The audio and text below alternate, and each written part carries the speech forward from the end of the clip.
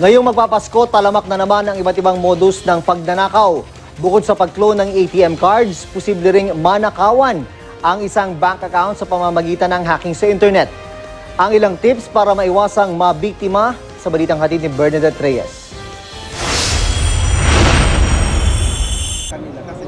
Nito lang Nobyembre nang mabiktima ng hacking ang events photographer na si Richard, di niya tunay na pangalan.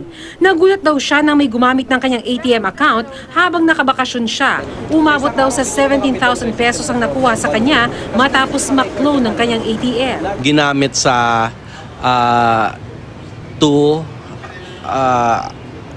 transactions, pangbayad sa pizza, isa sa Makati noong November 12, tapos November 13 sa Pasig naman.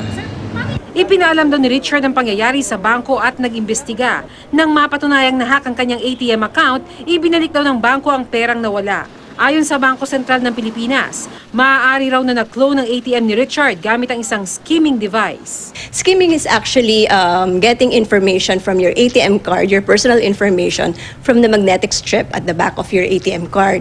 Usually the skimming device are not as stable as the ATM terminal itself. Ang GMA News reporter na si Lay Alvis naman, nadiskubre na nawalan siya ng pera na mag-online banking siya at mapansing may mga withdrawal transactions na hindi naman daw niya ginawa. Mukha daw na-hack ang kanyang online account. Maraming nabawas dun sa account ko. Medyo malaki yung nabawas.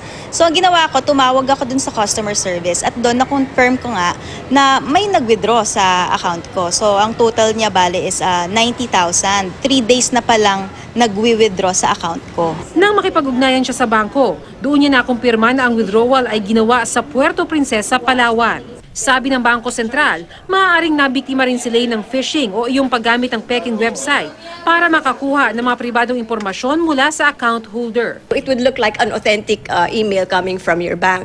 And then they will attach a link to that email, and that email will actually, will actually bring you to a spoofed website.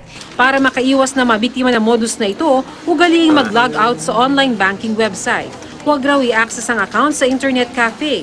Kapag mag-withdraw sa ATM, inspectioning mabuti ang makina kung may kahina-hinalang card slot at takpan ang keypad kapag nag-type ng PIN.